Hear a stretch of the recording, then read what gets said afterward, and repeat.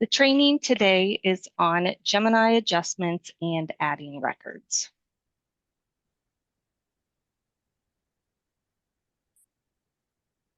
So you may find yourself in a position where you need to make corrections to a previous pay period. It might be that maybe you left a record or a member off of a report, or it could be that you posted a report that also requires an adjustment or correction. Now, if you are doing an adjustment record, just know that only those records that have already been posted in Gemini can be adjusted. So some examples whenever you might need to adjust a record, there may be a correction that's needed to days paid, credible earnings, maybe post-retirement hours. You're going to be adding payment reasons, missing pay periods, missing members, or adding a termination, which is very important to us and for SSP. Now, as Angie kind of touched upon, you guys can add records, but if you feel the need to adjust an SSP record, please call or contact the SSP department. There are no negative adjustments. You can possibly do a positive one, but really make sure if you are changing any of that posted information with the SSP, please contact them before you attempt to do that. Now, when you have a in-progress report, you'll have to have an in-progress report if you are doing any type of adjustments. You would simply go to that report actions and select add a record. And this is going to take you to a screen where you're either going to enter the member's SSN to add a new record for that member, or you're going to enter that SSN and it's going to pull up the existing records that are already in Gemini so that you can adjust those. Once you have clicked that add record, again, you can enter that Social Security number. You can enter a date range and search. If you don't put anything in that date range, it's going to automatically default to just the current year. So if you need to make corrections for the entire fiscal year, I would just go ahead and enter that entire fiscal year in that search of the begin date and end date. Now, if the member is new or an incorrect SSN has been entered, you will receive a warning that will say that you need to add a record.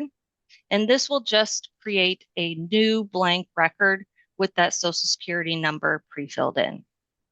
It's not going to pre-fill in any information if you have never reported that member. It doesn't mean that they don't exist in TRS. It just means that you have never reported that member, so we're not going to pre-fill in all of their data for you. Once you have selected or searched for a member, if the member has been previously reported, I'll say again, it's going to be just that fiscal year or just the calendar year. If you need to do the entire year, make sure you are doing that begin and end date. Then you can either make a correction to a posted record, or you can still simply add a record, but only the demographics and the contact information will be pre-filled. You'll still have to manually enter all of the remaining information. If you would like to choose a specific pay period, you do have 3 choices in that drop-down box. You can either view that detail of that posted record, you can copy the posted record, but only the payment reason, earnings, and timekeeping sections, those are going to be blank and they're going to need to be entered. If you edit, just that earnings and contribution sections are blank, but the timekeeping and payment, that's still going to be pre-filled in for you. Now, this is very important. You will see that I will remind you on multiple slides for this difference in adjusting the different sections. So you're going to see that with earnings and contributions, if you are adjusting a record that has been posted, you are going to be adjusting those earnings and contributions by a positive or a negative amount. So if you accidentally reported $1,000 and you realize that it should have been 500, you are going to be putting a negative $500 on that record. For timekeeping, it is an overwrite. So you will need to enter the corrected amount and not a positive or negative adjustment. Now the view option is just simply going to show you the information that you had previously reported. It's very useful if you just want to review the details, if you don't want to do your CSV, pull up your year-to-date report, you can actually go in and view each one of those posted records. Now, if you need to adjust it, you will need to use that copy or edit. If you choose copy, it's going to create a duplicate record with that pay period begin, and pay date. And you can see the timekeeping, the earnings and contributions, the payment reason. They are all blank, and you will need to fill those in. Again, I have a reminder, red for earnings. There is a plus or minus for the earnings. For timekeeping, it is an overwrite. With edit, it's going to create a duplicate of that posted record with that pay period begin and end date and pay date.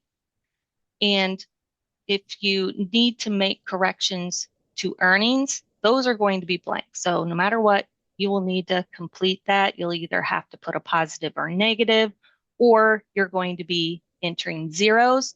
But what's nice about the edit is you're going to automatically keep that timekeeping and payment reason so that you can't accidentally mess up that if you are just trying to correct those earnings. I know a lot of people, they might try to just add new records, copy records. They don't know what they had reported in the past. So you can use this edit feature and you still can make corrections to the other areas. So that doesn't limit you by choosing edit. You can still make corrections to that timekeeping.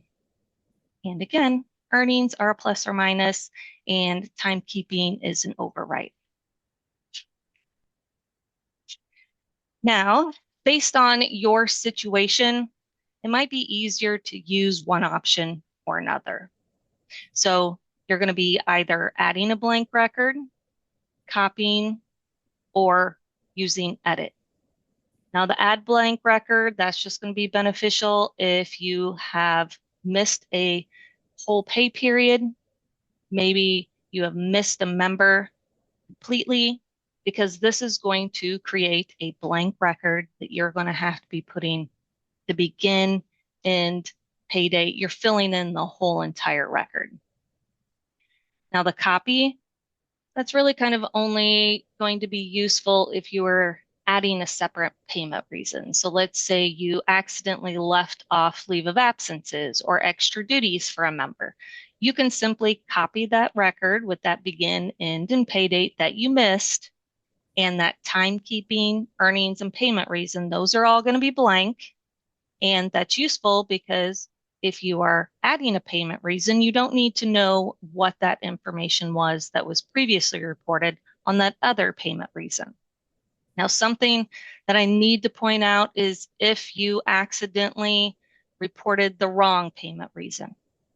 So if you reported base salary and it should actually have been extra duty, you're going to need two records. You're going to have a record for that base salary that wipes it out. It's not automatically going to change that payment reason. So you will need to put zeros, wipe out all that information, and then you will have to have another record that's going to add that payment reason and add those earnings to the correct payment reason. Edit.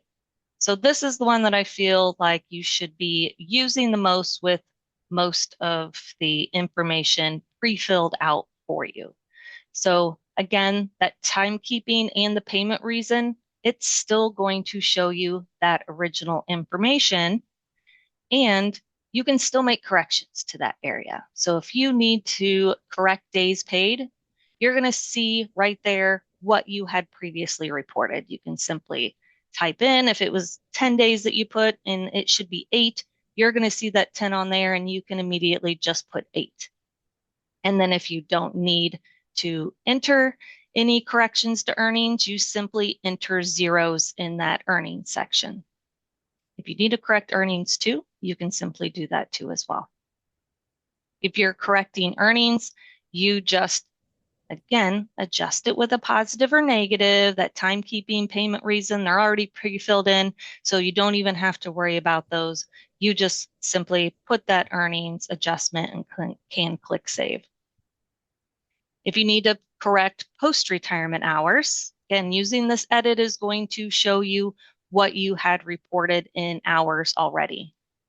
So if you don't need to make any changes to the earnings sections, you just simply put 0 and then do an overwrite for those hours that you need to correct. Now this SSP definitely wants to have you terminate members because that will get them off of their delinquent report. So if they have the SSP and you forgot to terminate them, or it's very important on our side too, because by terminating them, that is what gets those sick leave days added to their record. You see all that information at annual certification time, but this is what will add them to that report to make sure that we get those sick leave days. So it's very easy. If you're adding that termination information, you simply pull up their last pay. So if you're done paying them, you just simply pull up that last pay and you enter zeros in the earnings section, all that other information, timekeeping, everything's pre-filled in so you can't accidentally make the wrong correction. And then you simply just fill out that employment information at the top, letting us know that that member is terminated. And then once you enter all that information and save, it's going to show you an additional line then on your report. So it's going to show you that begin and end date that you have adjusted. So you can see in this example, you're working on your January 18th begin date, and then this record is just put in the middle so that you can see that is not that begin and end date. It is this one that you are adjusting. And then reminders, again, bold, red, just make sure you remember that. If you're in my regular Zooms, I always tell you to put a sticky note on your computer that just says the earnings area is going to be a positive or negative adjustment, and that timekeeping is an overwrite.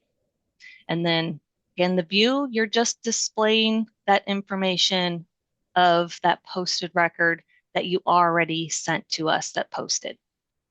Copy is going to be copying that posted record, but that payment reason, earnings, and timekeeping sections, they are blank, and you will need to complete all of that information.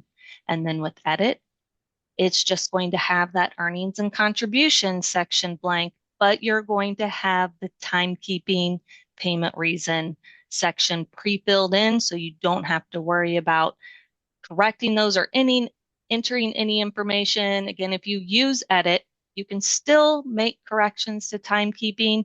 It is just that you can see that information displayed so you know what to correct it to. And then as far as contact information, I have listed here the employer services, the accounting department, and the SSP. So if you need help with adjustments with the SSP side, again, it is not negative amounts. And if you feel the need to make an adjustment to a previously posted record, please contact them. The system does allow it, but please contact them to make sure that you are setting that up correctly.